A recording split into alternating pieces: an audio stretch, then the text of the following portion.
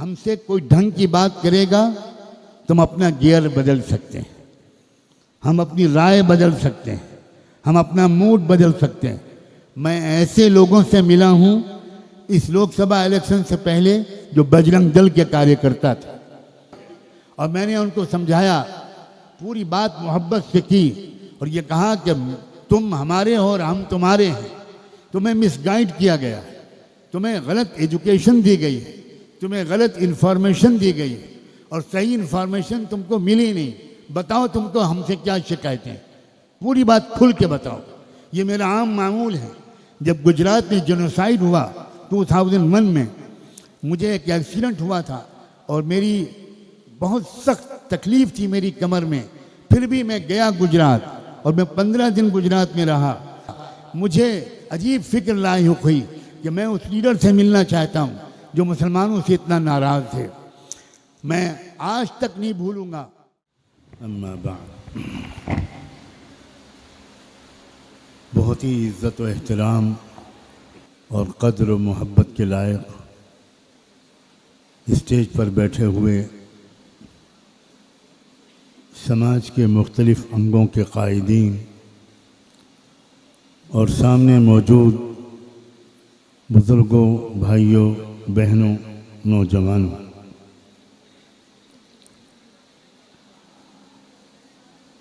वक्त का लिहाज करते हुए मैं सबसे पहले तो ये बात कहना चाहता हूँ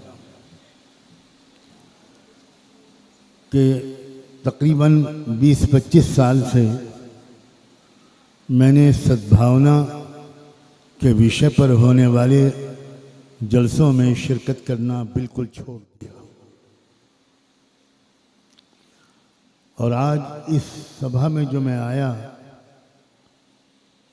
उसकी सिर्फ एक वजह थी कि मुझे इसके लिए आमंत्रित करने के लिए आने वाले दो बहुत काबिल एहतराम लोग थे। एक हमारे भाई तुषार गांधी जी।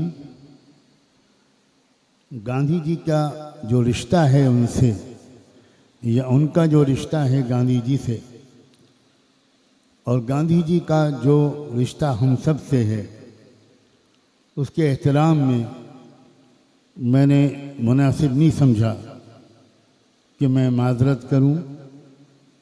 हालांकि बहुत भाग दौड़ करनी पड़ी अपनी बहुत कमज़ोर सेहत के बावजूद। मैं परसों बॉम्बे में एक प्रोग्राम में था और कल दिल्ली में एक बहुत बड़े प्रोग्राम में था, और इस प्रोग्राम के लिए आज मुझे फिर वापस दिल्ली से बॉम्बे आना पड़ा। ये तो इस सवाल का जवाब हुआ कि अपने आम मामूल के ख़िलाफ़ इस सभा में मैंने शिरकत को क्यों मंजूर किया। आपके जहन में एक सवाल ये भी यकीनन आ गया होगा कि आखिर मैंने सद्भावना के जलसों में शरीक होना क्यों छोड़ा। मैं बहुत साफ बात करने के लिए बदनाम हूँ, तो थोड़ा आप भी बर्दाश्त कर लीजिएगा। सद्भावना के जलसों में जब भी मैं शरीक होता था, 99% या 99.9% मुसलमानों ही को नसीहतें दी जाती थी। मेरी समझ में आज तक ये बात नहीं आई, क्या इस मुल्क में आतंकवाद मुसलमान फैला रहे हैं? क्या इस मुल्क में सद्भावना की उपदेश देने की सबसे ज़्यादा ज़रूरत मुसलमानों को है? जो आतंकवाद के विक्टिम्स हैं, जिनके मौलिक अधिकार रोज़ छीने जा रहे हैं, जिनके नौजवानों की लिंचिंग की जा रही है, जिनकी इबादत गाहों को गिराया जा रहा है, जिनके मदरसों को डिमोलिश किया जा रहा है, जिनके मदरसा एजुकेशनल सिस्टम को बैन किया जा रहा है, जिनके औकाफ की प्रॉपर्टीज पर लात मारी जा रही है, बुरी नज़र डाली जा रही है, उन्हीं को नसीहतों की ज़रूरत है। बात कड़वी है लेकिन मैं खुलकर कहूँगा, क्यों ऐसा नहीं होता। एक कहकशां सजाई है यहाँ लोगों ने स्टेज पर, एक से एक काबिल एहतराम, एक से एक काबिल कद्र, एक से एक highly respected dignitaries, influential people, opinion makers, अपने अपने समाज के लीडर्स स्टेज पर बैठे हैं, मगर इनके समाज के लोग सामने कितने हैं। मुझे साफ ये नज़र आता है कि कहीं ना कहीं हमसे बड़ी गलती हो रही है। जो समाज निशाना है, जिस समाज के कॉन्स्टिट्यूशनल राइट्स को छीना जा रहा है, जिस समाज की जान, माल, इज्जत, आबरू, महिलाएं, इबादत गाहें, फंडामेंटल राइट्स, कॉन्स्टिट्यूशनल राइट्स मुसलसल खतरे में हैं, उसी को नसीहत की जा रही है कौमी यकजहती की। What does it mean? It's absolutely nonsense. I can not agree with it. यहां आपसे 20-25 गुनी तादाद में नॉन मुस्लिम्स को होना चाहिए था। दूसरी शिकायत मुझे ये है, और बहुत दुख और गम के साथ है, कि जब लिंचिंग होती है तो ये हमारे जो काबिल एहतराम लीडर्स हैं, ये उन कातिलों का गिरबान क्यों नहीं पकड़ते, ये क्यों नहीं उनके खिलाफ बात करते। यहां बैठकर कौमी यकजहती की बात करना बहुत आसान है। आप बबलू खान के कातिलों के घर गए, आप अखलाक के कातिलों के घर गए, हर दूसरे तीसरे दिन मॉब लिंचिंग हो रही है। मुझे तो वो खबर देखने को नहीं मिली। हो सकता है मकतूल लोगों के घर 2-3 लोग गए हों आप में से, जो हलाक हो गए उनके घर में पुरसा देकर तस्वीरें खिंचवाने के लिए आप गए हों, अपना बहुत अच्छा सेकुलर ह्यूमन इमेज बनाने के लिए आप गए हों। लेकिन क्या उन कातिलों का गिरबान पकड़ने के लिए गए? क्या उनके खिलाफ कोर्ट में गवाही देने के लिए गए? क्या उनकी बेवा से पूछा कि अब तुम केस कैसे लड़ोगी? तुम्हारा जो हस्बैंड था वो तो डेली वेजर था, वो रिक्शा चलाता था, वो खेत का मजदूर था, वो रोज़ कमाता और खाता और खिलाता था, तुम कहाँ मुकदमा लड़ पाओगी? हम मिलकर मदद करेंगे। कौमी यकजहती, मुझे आप माफ़ करें या ना करें, इस किस्म की सभाओं से कभी कायम नहीं हो। ये मुशायरों की चीज़ नहीं है, ये बुलबुलों का सबा मशहद मुक़द्दस है। ये बुलबुलों का सबा मशहद मुक़द्दस है। कदम संभाल के रखियो, ये तेरा बाग नहीं। मुसलमानों को शिकायत है, सिर्फ आरएसएस से नहीं, सिर्फ संघ परिवार से नहीं, सिर्फ बजरंग दल से नहीं, सिर्फ बीजेपी से नहीं। मुझे साफ कहने दीजिए, मुसलमानों की शिकायत है सेकुलर ज़हन के अच्छे इंसानों से भी, कि वो वक्त पर बुराई से रोकने के लिए रिस्क लेकर सामने नहीं आते। देखिए, कुरान ने हर जगह पर 2 लफ्ज़ बोले हैं कि तुम्हारा कर्तव्य है, तुम्हारा फ़र्ज़ है, नमाज की तरह तुम्हारा फ़र्ज़ है, ज़कात, रोज़े और हज की तरह तुम्हारा फ़र्ज़ है कि तुम भलाइयों को फैलाओ। साथ में ये भी कहा है कि इसी तरह तुम्हारा फ़र्ज़ है कि तुम बुराइयों से रोको।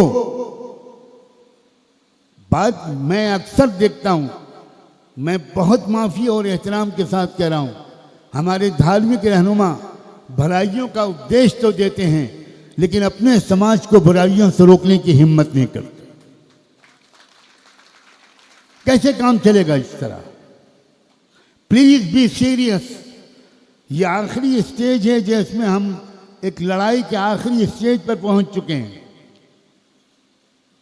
मैं बहुत साफ लफ्जों में मुसलमानों से भी कहना चाहता हूं, मैं मुसलमानों से ये कहना चाहता हूं कि आप पूरे इस्लाम पर अमल नहीं कर रहे।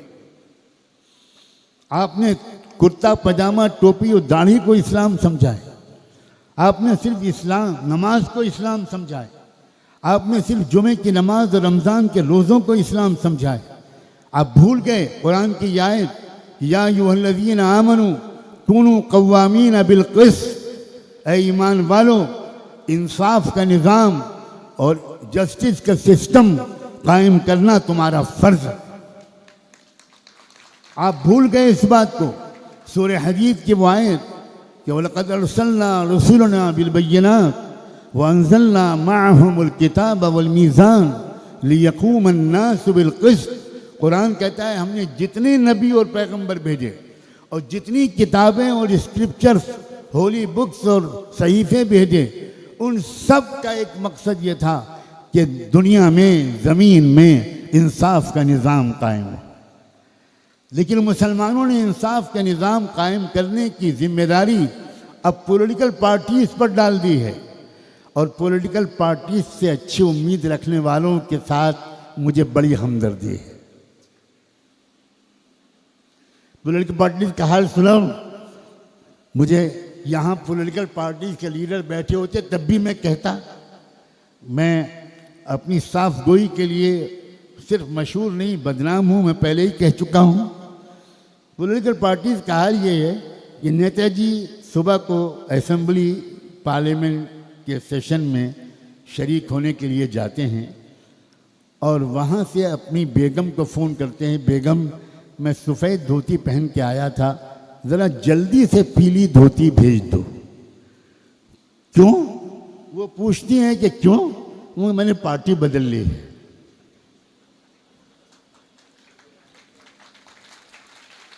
शाम को फिर तीसरा फोन पहुंचता है, बेगम टीवी देख रही होती है और फोन पहुंचता है, बेगम पीली धोती नहीं चलेगी, नीली वाली भेजो।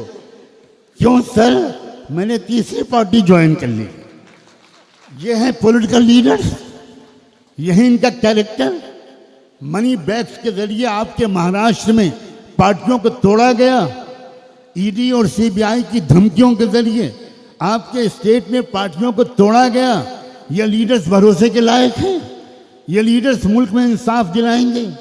ये लीडर्स मुल्क से गरीबी और जहालत को दूर करेंगे? ये लीडर्स किसानों की मांगों को पूरा करेंगे? किसान क्या मांग कर रहे हैं?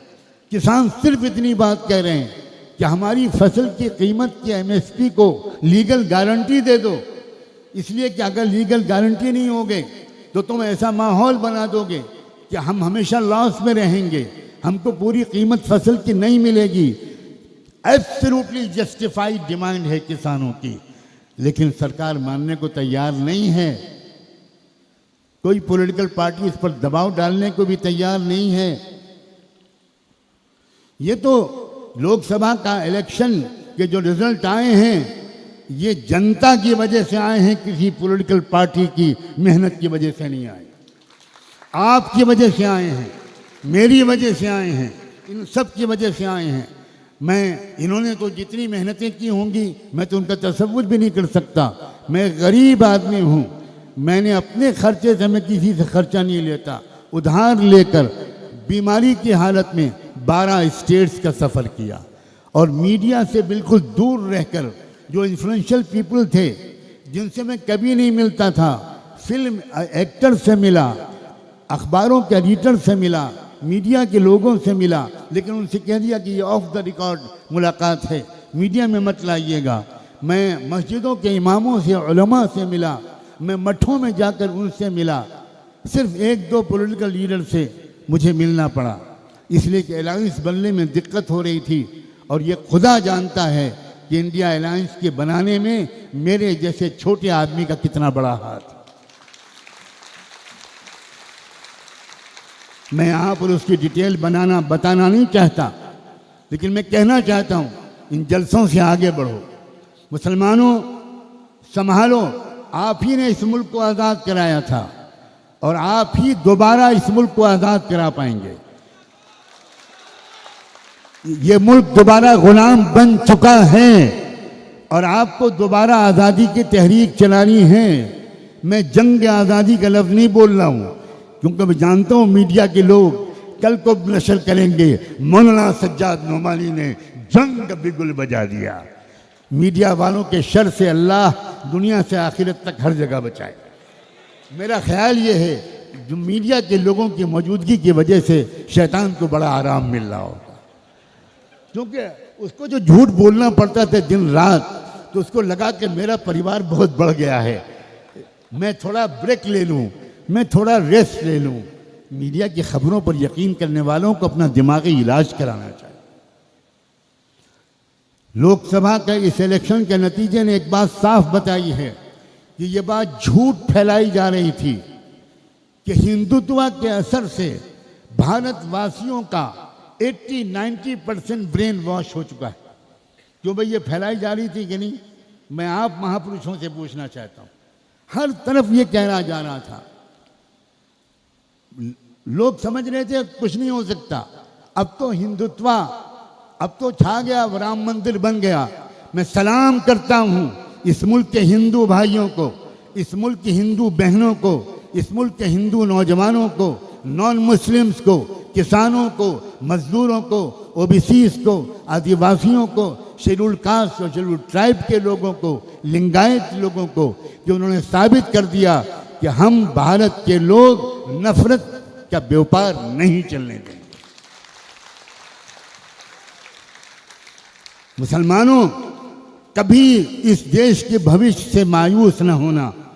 इस देश की मिट्टी में आध्यात्मिकता है, इस देश की मिट्टी में रूहानियत है, इस देश में बाबा गुरु नानक, इस देश में महात्मा गौतम बुद्धा, इस देश में ख्वाजा मोइनुद्दीन चिश्ती, इस देश में सुल्तानुल औलिया हजरत ख्वाजा निज़ामुद्दीन कि इन दरगाहों पर मुसलमानों से ज़्यादा इनकी कौमें जाती हैं सलाम करने के लिए।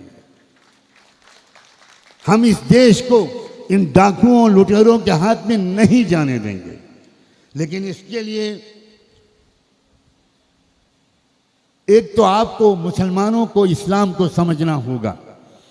मैं डंके की चोट पर कहता हूं, इस्लाम को पूरा पूरा समझो और पूरे इस्लाम पर अमल करो।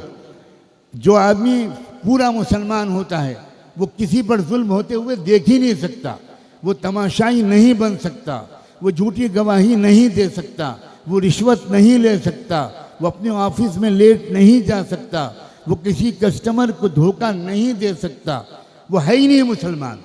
रहमत दो आलम सैयदना मुहम्मदुर रसूलुल्लाह सल्लल्लाहु अलैहि वसल्लम ने सख्त लफ्ज़ों में फरमाया, लैसा मिन्ना मन गश्शना फलैसा मिन्ना। जिसने ज़रा सा भी धोखा दिया उसका हमसे कोई ताल्लुक नहीं। कहते हैं बूढ़े बूढ़े लोग, मौलाना साहब अपने समाज के नौजवानों को समझाइए, हम जब बच्चे थे तो उस ज़माने के मुसलमान झूठ नहीं बोलते थे, उस ज़माने के मुसलमान हर एक का आदर और सम्मान करते थे। मैं एक मुसलमान की हैसियत से, एक तालिब इल्म की हैसियत से आपसे साफ लफ्ज़ों में कह रहा हूँ, और इस्लाम को समझने के लिए कुरान को समझिए। आप सिर्फ कुरान के पढ़ने को काफ़ी समझते हैं, इससे बढ़कर कोई जुल्म हो सकता है इस्लाम पर? क्या कुरान सिर्फ तिलावत की किताब है? जब तक आप कुरान को समझेंगे नहीं, आपको क्या पता चलेगा कि खुदा आपसे क्या चाहता है? कुरान को समझिए। हर ज़बान में उसके ट्रांसलेशन हो चुके, हर ज़बान में उसकी इंटरप्रिटेशन लिखी जा चुकी। आप कुरान के तर्जुमे को पढ़िए, रोज़ाना 3-4 आयतें ट्रांसलेशन के साथ पढ़िए। मैं नहीं कहता कि आप 2 घंटे लगा दीजिए, 3-4 आयतें ट्रांसलेशन के साथ पढ़िए, और बाकी एक पारे की रोज़ाना तिलावत जो आप करते होंगे वो ज़रूर कीजिए। लेकिन please try to understand Islam, please try to understand Quran, please try to understand the prophet Mohammad सल्लल्लाहु अलैहि वसल्लम। सबसे पहली तालीम इस्लाम की तौहीद है। तौहीद का मतलब ये नहीं है कि सबका मालिक सिर्फ एक है, ये तो उसकी एक कड़ी है। सारे इंसानों का पैदा करने वाला, सारे इंसानों का खुदा, सारे इंसानों का माबूद, सारे इंसानों का मकसूद, ये सिर्फ एक है। उसके साथ साथ तौहीद का मतलब ये भी है कि तुम सब एक माँ बाप की औलाद, तुम सब एक माँ बाप की संतान हो, तुम सब सगे भाई बहन हो। और तीसरा मतलब तौहीद का ये भी है कि पहले इंसान आदम से लेकर आखिर ज़माने तक मालिक ने सारे इंसानों के कल्याण के लिए, दुनिया और आखिरत में कामयाबी के लिए जो रास्ता बताया है, जो डिवाइन टीचिंग्स दी हैं, वो हमेशा से एक रही हैं, वो कभी अलग अलग नहीं रही। इसलिए इस तौहीद को भी गहराई से समझिए। फिर एक बात और समझिए कि आपस में इत्तेहाद पैदा कीजिए, अपना कोई कायद बनाइए, किसी की बात को मानिए। लोग कहते हैं मुसलमानों में क़यादत की कमी है, और मैं कहता हूँ मुसलमानों में क़यादत की ज़्यादती है। आप में से हर एक लीडर है। ढाबे में बैठकर 5 रुपए की चाय का गिलास लेकर आप यूनाइटेड नेशंस की सियासत पर तबसरा करते हैं, जबकि आपकी नॉलेज कितनी है, आपकी मालूमात कितनी है। आप एक अखबार पढ़ते हैं और अखबार पढ़कर भारत के भविष्य के बारे में पेशनगोई करने लगते हैं। Don't take it so easy. आप भारत के समाज को समझिए। ये बात बिल्कुल गलत है कि भारत में मेजॉरिटी हिंदुओं की है। मैं इसे कभी नहीं मान सकता। क्या आदिवासी हिंदू हैं? मैं पूछना चाहता हूँ आदिवासी लीडर से, मुझे जवाब दीजिए, क्या आदिवासी हिंदू हैं? क्या क्रिश्चियंस हिंदू हैं? क्या सिख हिंदू हैं? मैं आपसे भी पूछना चाहता हूँ, क्या सिख हिंदू हैं? क्या लिंगायत हिंदू हैं? क्या ओबीसी की 20% लोग हिंदू हैं? ये तो पॉलिटिकली हिंदू बनाया गया है, रिलीजियसली हिंदू नहीं तस्लीम किया जाता। अगर धार्मिक तौर पर हिंदू माना जाता तो हमारे पूर्व राष्ट्रपति राम कोविंद जी जब जगन्नाथ मंदिर के दर्शन और पूजा के लिए गए, क्यों उनको अंदर नहीं जाने दिया गया? क्यों उनको आपत्ति की गई? क्यों उनको रोक दिया गया? Honourable president of India, head of the state, commander general of the arm forces, हमारे सबसे बड़े leader, first man of India, उनको मंदिर में नहीं जाने दिया गया। क्यों? इसलिए कि आप दलित हैं, आप हिंदू नहीं हैं, और इस मंदिर में सिर्फ हिंदू जा सकता है। हमारी इस वक्त की राष्ट्रपति, वो भी जब गई एक मंदिर में दर्शन और पूजा के लिए, she was not allowed to do so, उनको मंदिर में जाने नहीं दिया गया। क्यों? इसलिए कि आप आदिवासी हैं और आप महिला हैं। किसने कहा कि इस मुल्क में हिंदू मेजॉरिटी में? इससे बड़ा कोई झूठ इस आसमान के नीचे बोला ही नहीं गया। अफसोस ये है कि मुसलमान इस पर यकीन कर बैठे। इसलिए कि जैसे तुषार गांधी जी ने बहुत सही कहा कि देश को पढ़िए, समाज को पढ़िए, हिस्ट्री को पढ़िए, सुनी सुनाई बातों पर यकीन मत कीजिए। सुनी सुनाई बातों पर एक लतीफ़ा सुनाने की इजाज़त है, इसलिए कि सीरियस बातों को सुनते सुनते थोड़े आप घबरा भी जाते हैं। शायरी तो मैं करूँगा नहीं, महमूद दरियाबाजी साहब ने पहले ही रोक लगा दी है और मैं उनका एहतराम करता हूँ। मैं लतीफ़ा ज़रूर सुनाऊँगा। सुनी सुनाई बात, हमारे लखनऊ शहर में एक बाज़ार है, इतना तंग है कि एक आदमी ही जा सकता है उसमें, और उसका नाम है गड़बड़ झाला। मैं उस आदमी को दाद देता हूँ जिसने उस बाज़ार का नाम गड़बड़ झाला रखा। वो वाकई उर्दू लैंग्वेज का बड़ा माहिर था, बिल्कुल सच गड़बड़ झाला है। आप भी कभी यूपी जाइए तो चाहे बेली गारत देखिए न देखिए, भूल भुलैया और इमाम बाड़ा देखिए न देखिए, अपने बच्चे के लिए गुब्बारा खरीदने के लिए आप गड़बड़ झाला ज़रूर जाइए। वहाँ एक बच्चा पतंग की दुकान पर गया और उसने अठन्नी दी। पतंग की दुकान पर एक बड़े मियाँ बैठे थे जिनकी आंखें कमज़ोर थीं। उन्होंने अठन्नी को देखा और पतंग दे दी। वो बच्चा वहाँ से खुश खुश दौड़ता हुआ निकला। चल गई, चल गई, चल गई, चल गई, चल गई। लोग डरे, लोग समझे गोली चल गई, इसलिए भारत में वही चलती है। तो जल्दी जल्दी लोगों ने शटर बंद किए, भागे। कोई छुप गया, कोई रिक्शे पे बैठ के भागा, कोई गली में घुस गया। पुलिस एकदम से आ गई। अरे भाई क्या हुआ? पुलिस का वो चल गई। क्या चल गई? गोली चल गई। किसने देखा? वो एक लड़का जा रहा था कहते हुए चल गई, चल गई। पुलिस दौड़ी, उस लड़के को पकड़ा। उसने कहा बेटा तुम क्या कह रहे थे? क्योंकि चल गई अंकल, चल गई। क्या चल गई? अठन्नी चल गई। तो अब पब्लिक समझी गोली चल गई। ये होता है सुनी सुनाई बातों और मीडिया पर विश्वास करने का रास्ता। मीडिया कह रहा है कि भारत में नफरत फैल गई, झूठ बोल रहा है। भारत में नफरत न फैली है और न फैलेगी, और अगर थोड़ी सी फैली थी तो हम लोगों की सुस्ती की वजह से फैली थी। हमने अपनी ड्यूटी अदा नहीं की। अपने अपने समाज को समझाना, अपने समाज को क्रिटिसाइज करना, अपने समाज पर की आलोचना करना, उसकी गलत बातों पर उसका हाथ पकड़ना, ये ज़्यादा मुश्किल है। दूसरे समाजों को नसीहत करना या दूसरे समाजों की आलोचना करना, ये दुनिया का सबसे आसान काम है और इसका हमारे देश में बहुत फैशन है। बंद होना चाहिए ये रिवाज, ये बिल्कुल बंद होना चाहिए। ये तो पता नहीं किसने तुषार गांधी जी के कान में कह दिया कि नुमानी साहब तब आएंगे जब आप जाएंगे। मुझे उसका नाम मालूम हो जाए, मैं उससे कुछ न कुछ जुर्माना ज़रूर लूँगा, इसलिए कि 20-25 साल की कसम टूटी है मेरी। मैं सद्भावना के जलसों से 200% मायूस हूँ, इसलिए कि सद्भावना के जलसों में मुजरिमों को उपदेश नहीं दिए जाते, क्रिमिनल्स को नसीहतें नहीं की जाती, जो विक्टिम्स हैं उनको बहुत शानदार पाठ पढ़ाए जाते। ये क्या तरीका है भाई? आप अपने समाज के लोगों को क्यों नहीं लाए? होना चाहिए था कि आपके अनुयायी यहाँ पर 2000 होते, 3000 होते, 5000 होते। आप मामूली लोग नहीं हैं। लेकिन यही मैंने हमेशा सद्भावना के जलसों में देखा है कि मुसलमान तो चला आता है लेकिन दूसरे लोग खाल खाल नजर आते। इस तरह मैं नहीं समझता कि हम मुल्क की जहरीली फिजा को रोक पाएंगे। सियासी बेदारी पैदा करने की सख्त ज़रूरत है और लोकसभा के इलेक्शन में भारत की जनता ने साफ संदेश दिया है कि अगर हमसे कोई ढंग की बात करेगा तो हम अपना गियर बदल सकते हैं, हम अपनी राय बदल सकते हैं, हम अपना मूड बदल सकते हैं।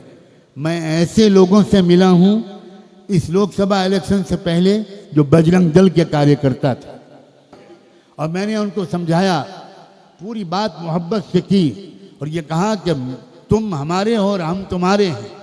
तुम्हें मिसगाइड किया गया है, तुम्हें गलत एजुकेशन दी गई है, तुम्हें गलत इन्फॉर्मेशन दी गई है और सही इन्फॉर्मेशन तुमको मिली नहीं। बताओ तुमको हमसे क्या शिकायतें, पूरी बात खुल के बताओ। ये मेरा आम मामूल है। जब गुजरात में जेनोसाइड हुआ 2001 में, मुझे एक एक्सीडेंट हुआ था और मेरी बहुत सख्त तकलीफ थी मेरी कमर में, फिर भी मैं गया गुजरात और मैं 15 दिन गुजरात में रहा। मुझे अजीब फिक्र लायक हुई कि मैं उस लीडर से मिलना चाहता हूँ जो मुसलमानों से इतना नाराज़ थे।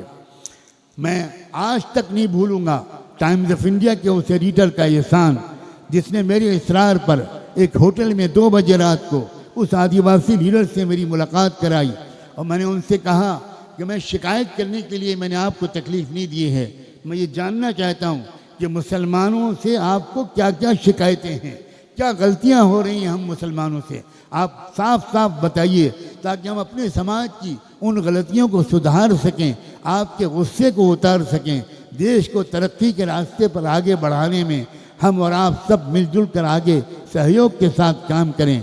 वो हैरान रह गया मेरी बात सुनकर। उसने कहा मुझे अपने कानों पर यकीन नहीं आ रहा है कि कोई मुसलमान इस तरह भी मुझसे बात करेगा। मैंने कहा कि मैं कौन सी कसम खाऊं कि आपको यकीन आ जाए इस कि मैं जो कुछ कह रहा हूं दिल से कह रहा हूं, आप बता दीजिए। चंद मिनट उसने सोचा और फिर जो बात कही यहाँ मुसलमानों से कहना चाहता हूँ। उसने कहा कभी आपने बड़ौदा से सूरत तक का सफ़र किया है बाय रोड?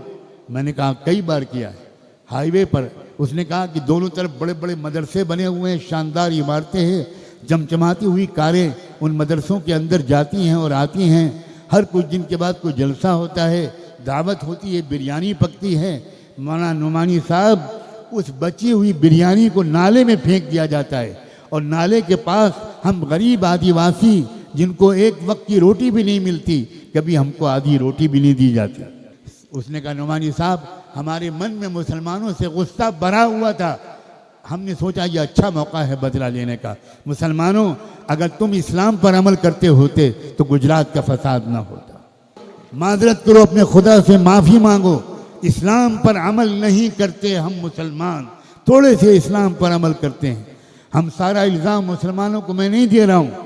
मैं जानता हूँ इस देश को के दुश्मन विदेशी एजेंसियों के इशारे पर इस देश को तोड़ने पर आमादा है। अमेरिका के यूनिवर्सिटियों के नौजवान जो 98% नॉन मुस्लिम हैं, वो कोलंबिया यूनिवर्सिटी में, न्यूयॉर्क में, वॉशिंगटन में, हर जगह खड़े होकर फ़लस्तीन के हक में नारे लगा रहे हैं।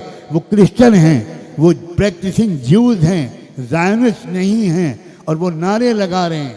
और वो बाकायदा पड़ाव डाल दिया उन्होंने यूनिवर्सिटी में, ताला लगा दिया, गेट बंद कर दिया। एजुकेशन नहीं होगी जब तक अमेरिका अपनी फॉरेन पॉलिसी नहीं बदलेगी। कभी भी देश के नौजवानों के अंदर डेमोक्रेसी का सेंस जाग सकता है, कॉन्स्टिट्यूशन को बचाने का मिजाज जाग सकता है। इस लोकसभा के इलेक्शन में 400 पार के नारा देने वाले 250 पार भी नहीं हो पाए। उसकी बुनियादी वजह यह है कि उनके कुछ बेवकूफ़ लीडरों के ज़बान से वो बात निकल गई थी जो समझदार लीडर ज़बान से नहीं कहना चाहते थे। उन्होंने कहा हम संविधान बदल देंगे। अयोध्या ने दिखा दिया हम संविधान नहीं बदलने देंगे।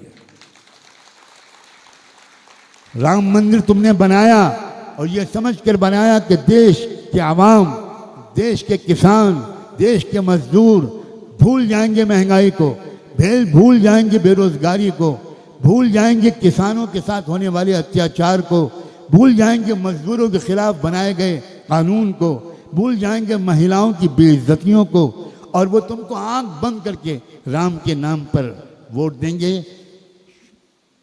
श्री रामचंद्र जी मर्यादा पुरुषोत्तम, मेरी तो आज तक एक और बात समझ में नहीं आई। एक तरफ तुम कहते हो कि वो इंसान थे, मर्यादा पुरुषोत्तम थे, महापुरुष थे, एक तरफ तुम उनको खुदा मानते हो। इसका मतलब ये हुआ कि तुम्हारी शायद आस्था यह है कि कोई इंसान रहते हुए अच्छा नहीं बन सकता, उसको तो खुदा बनना पड़ेगा, वरना इंसान तो बुरा ही होता है। भाई श्री रामचंद्र जी की सही तारीख हम मुसलमानों के सामने लाओ। अल्लामा इकबाल ने उनको इमामुल हिंद माना है, हम तैयार हैं श्री रामचंद्र जी को इमामुल हिंद मानने पर। हम कृष्ण जी महाराज को मौलाना हजरत मोहानी ने अपनी शायरी के दीवान में उसको जो डेडिकेट किया है, उसमें लिखा है कि बहुजूर इज़्ज़त माब श्री कृष्ण जी महाराज पैगम्बर हिंदुस्तान अलैहिस्सलाम। आप सोचिए ज़रा, मुसलमानों के दिल कितना खुला हुआ है। काश आपने मुसलमानों की कदर की होती तो आज भारत सुपर पावर बन चुका होता। मुसलमान दिल से चाहता है कि भारत सुपर पावर बने, इकोनॉमिकली बने, साइंटिफिकली बने, फाइनेंशियली बने और मॉरली भी बने, स्पिरिचुअली भी बने। ये कौन सी सुपर पावर है जो अपनी पावर को खाली बमबारी में इस्तेमाल करे? भारत ऐसी सुपर पावर बनने के लिए तैयार नहीं है। भारत वो देश है जिसमें स्पिरिचुअल जो सेंस है, स्पिरिचुअल कैपेसिटी है, along with science and technology की एबिलिटी, ये दोनों ज़बरदस्त है। मैं दुनिया के बहुत से देशों में गया हूँ, बहुत से देशों में या साइंस और टेक्नोलॉजी की सलाहियत है और या आध्यात्मिकता और स्पिरिचुअलिटी की सलाहियत है। भारत और ये पूरा सब कॉन्टिनेंट ये एक ऐसा इलाका है जिसमें स्पिरिचुअल सलाहियत भी ज़बरदस्त है और साइंस और टेक्नोलॉजी की सलाहियत भी बहुत है। सही डायरेक्शन चाहिए इस देश को और आम अवेयरनेस चाहिए।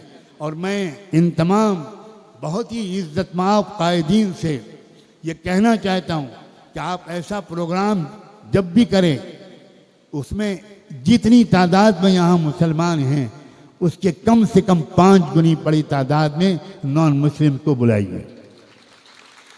ये तरीक़ा काबिल बर्दाश्त नहीं है।